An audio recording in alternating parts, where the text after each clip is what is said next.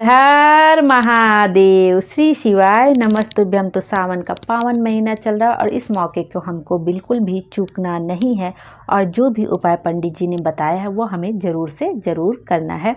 यदि हमारे जीवन में कोई समस्या है, कोई परेशानी है और यदि ऐसी कोई परिस्थिति हो गई जिससे हम निकल नहीं पा रहे तो हमें इस उपाय को करके बहुत अधिक से अधिक लाभ ज़रूर उठाना चाहिए। और इस बार का जो सावन है वो 72 वर्षों के बाद हमें मिल रहा है।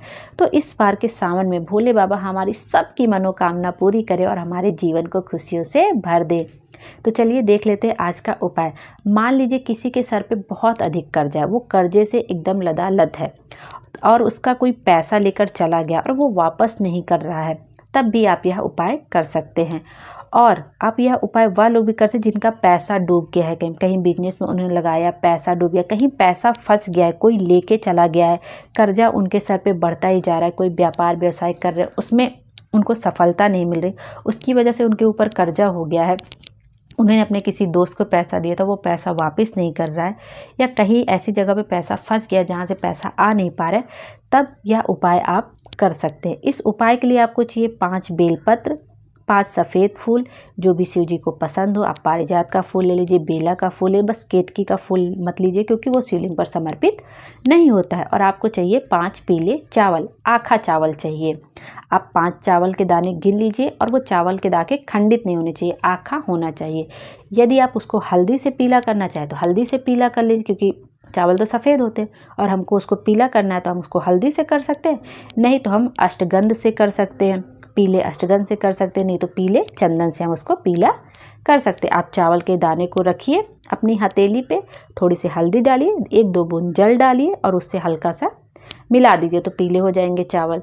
और नहीं तो है तो आप अष्टगंध मिला के उससे पीला कर लीजिए इसी तरह, नहीं तो पीले चंदन से। अब पीला चंदन घिसने वाला है तो बहुत अच्छी बात है, पीला चंदन हल्का से घिस लीजिए, उसमें थोड़े से चावल डाल दीजिए और आप ले लीजिए। इस तरह से आपके 5 पीले चावल तैयार हो जाएंगे। अब आपको यह उपाय करना कहाँ पे, यह उपाय आप 3 जगह पे कर सकते हैं। मान लीजिए आपके घर के आसपास ऐसा कोई मंदिर जहाँ कम लोग जाते हों, एकांतेश्वर महादेव आपको मिल जाते हों, ऐसी जगह पे लोग कभी कभार कोई ऐसी जगह भी होता है जहाँ एकांतेश्वर महादेव मिल जाते हैं। लोग बहुत देर सबेर वहाँ पहुँचते हैं, बहुत दूर होता है, लोग नहीं जा पाते हैं, तो एकांतेश्वर महादेव मिल जाए तो आप वहाँ पे भी कर सकते हैं यह उपाय। और आपको एकांतेश्वर महादेव नहीं मिल रहे हैं तो आप पार्थिव शिवलिंग बनाकर घर पे भी एकांत में कर सकते हैं। आपने अपना पार्थिव शिवलिंग बनाया छोटा सा और आप वहाँ पे भी यह उपाय कर सकते हैं, और नहीं है तो फिर शिवालय जाके आप कर ही सकते हैं। लेकिन पंडित जी कहते हैं यदि आपको एकांतेश्वर महादेव मिल जाए तो सबसे अच्छा उपाय आप वहाँ जाके कर लीजिए और दूसरे नंबर पे पार्थिव शिवलिंग बना के आपको यह उपाय कर लेना चाहिए। और यदि आप इनमें से नहीं कुछ कर पाए तब आपको शिवालय जाकर करना चाहिए। नहीं, आप कोशिश करिएगा कि आप एकांतेश्वर महादेव नहीं मिल रहे हैं तो आप पार्थिव शिवलिंग घर पे बना के एकांत में बैठ के पूजन कर लीजिए।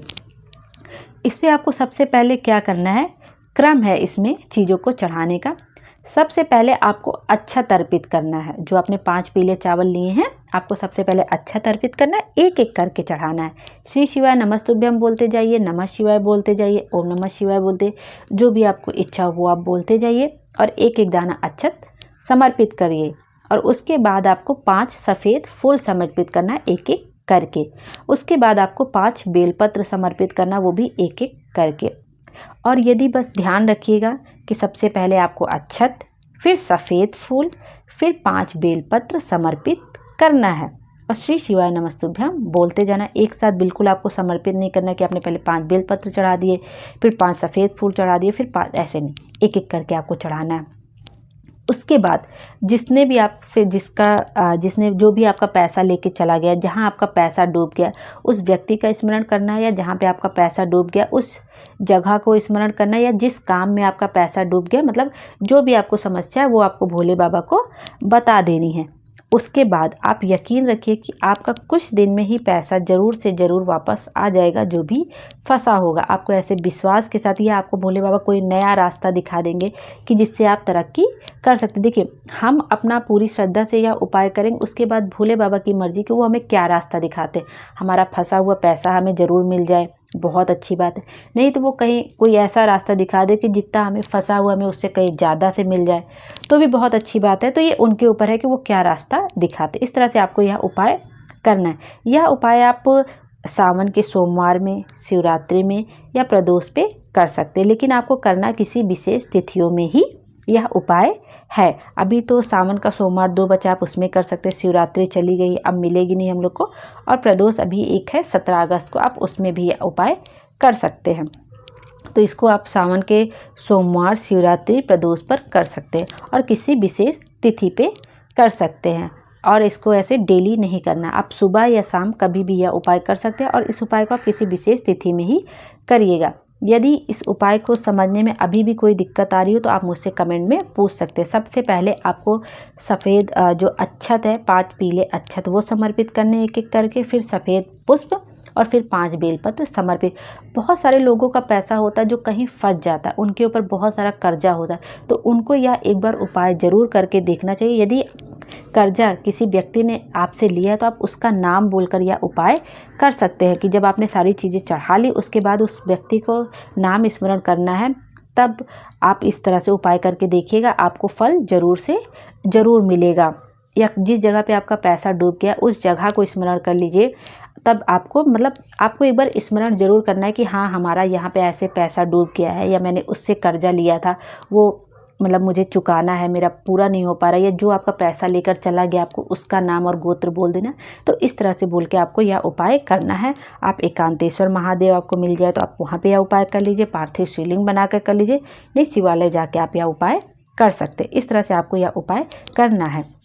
और जो दूसरा उपाय पंडित जी ने बताया, जो कि अभी हाल की ही कथा में उन्होंने बताया है, जो कि सावन शिव महापुराण की कथा अभी ऑनलाइन जो चल रही है उसमें उन्हें बताया है पंडित जी ने कि यदि भूलवश भी भोले बाबा के मंदिर में आप जाते हैं और उनकी जो चढ़ी हुई बेलपत्र है, मान लीजिए शिवलिंग पर चढ़ी हुई बेलपत्र या जलाधारी पे, आप उसको उठाकर 8-10 आपको कम से कम बेलपत्र मिल जाती है और आप उसको उठा के कच्चे सूत में बांध के उसकी माला बना के भोले बाबा को समर्पित कर देते हैं, तब आपको शिव जी की बहुत विशेष कृपा प्राप्त होती है। बस इसके लिए आपको घर से माला बेलपत्र बिल्कुल भी लेके नहीं जाना है कि हम मंदिर जाएंगे अपने घर से बेलपत्र उठा के ले जाएंगे और शिवालय पर चढ़ा देंगे शिवलिंग पर और उसके बाद वहाँ से उठा के हम यह उपाय कर लेंगे, नहीं। तो बिल्कुल आपको ऐसा नहीं करना है।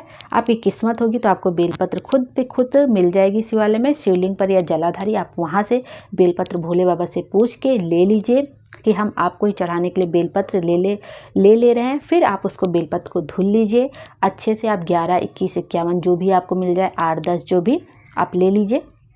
उसके बाद कच्चे सूत या मौली से उसको बांध लीजिए और शिव जी को समर्पित कर दीजिए और उसके बाद थोड़ी देर बैठ के श्री शिवाय नमस्तुभ्यम का जाप कर लीजिए। यह उपाय आप कभी भी किसी भी दिन कर सकते हैं, सावन मास में या उसके बाद की विशेष तिथि में कभी भी किसी भी दिन कर सकते हैं। भोले बाबा आपकी मनोकामना ज़रूर से ज़रूर पूरी करेंगे। इस उपाय को करने के बाद आपको उनसे कुछ बताने की ज़रूरत नहीं कि मेरे जीवन में ये समस्या चल रही है या मेरी कोई कामना है जो कि बहुत दिन से पूरी नहीं। तो इस तरह से आपको कुछ भी नहीं बताना है, बस आप उनसे पूछ के बेलपत्र ले लीजिए और माला बना के उनको चढ़ा दीजिए।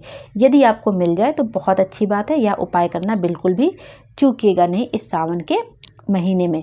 तो भोले बाबा हम सबकी मनोकामना पूरी करें और हमारे जीवन को खुशियों से भर दे। श्री शिवाय नमस्तुभ्यम। हर हर महादेव। Thank you.